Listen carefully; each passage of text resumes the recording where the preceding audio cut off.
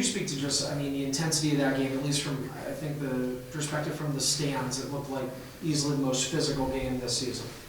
Yeah, it was. I think we were. I thought there was a couple of tougher games as well, but the emotion, as far as that's concerned, yeah, this is the best, most emotional game that we've played in for sure.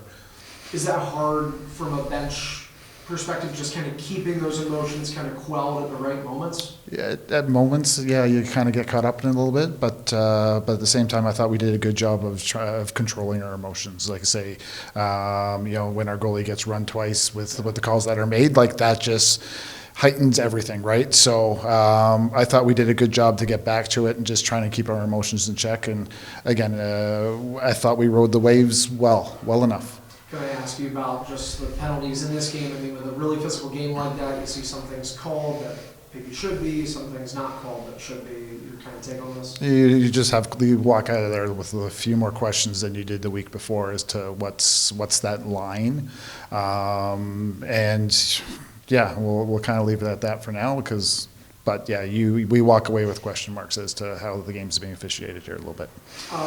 This game, I was talking to some of the players, it sort of feels like a script flip. We've seen a lot of third and fourth quarter comebacks for the Knighthawks this season. This time it was the Bandits against Rochester.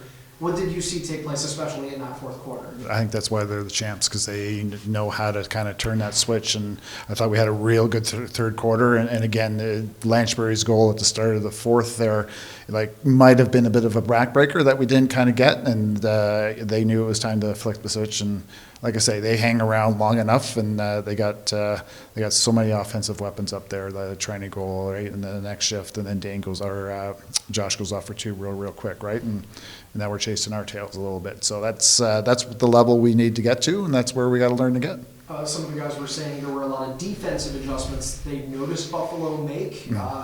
But did Matt Vince make adjustments too? Because it looked like he became the goalie we know him to be. I think fourth quarter he stole the show there a little bit. We had, I think we had, especially in the last kind of 5-minute stretch there, we had probably good 4 or 5 chances where we were right on top of that doorstep with hands free, and he made Vino saves and closed the door on us. I know it's a loss, so maybe hard to talk about this, but I do want to ask you about him. You've been around this game a long time. You've coached that guy. He has more wins than any goaltender in NLL history.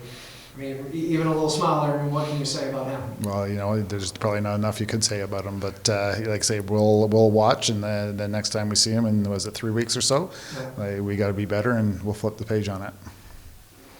Coming in, it's a rivalry game, and that physical element's obviously going to be there. How is that a part of your preparation as a team in the week ahead of that? Again, just kind of deal with the ebbs and flows. And again, I think the biggest thing for us, our focus was just controlling our emotions. And again, they love to create that atmosphere, and they live and breathe off of it. And again, I thought we got caught up in it, but then we kind of controlled it. And then it sort of, I think the second half, it was more even keel on both sides of the ball, and it was just kind of hard lacrosse after that. So. Speaking about that second half, it started out with much less offense and scoring than the first half. What did you see different from every side of the field? I think both goaltenders kind of made some quality saves there defensively. I think they got tighter, we got a little bit tighter, and then then they're opportunistic in that fourth quarter, late in the fourth quarter, that puts them over the edge. So the adjustments that I think that we made were good. Offensively, we had opportunities. I do think that we kind of lost a little bit of that jam that we had in that first half, and where we were punch for punch with them a little bit, and our offense was feeling really confident, and then became V and stole the show, and then kind of took the wind out of our sails a little bit. So like I say, it's the one good thing. We're game 5 here today, and then it's a lesson that this young group's going to have to deal with, and we can look over there and see how they dealt with the little bit of adversity they were facing after the third quarter getting skunked, and again, if we can learn from that and kind of move forward. How nice was it to see your offense able to generate a lot of really, really nice shots so late in the shot clock throughout the whole night, really? Yeah, and that's what we're trying to do, right? We're trying to grind on them a little bit, and that was one of our focuses this year. If we can grind them, the opportunities will kind of present themselves, and we did, and again, it just didn't drop.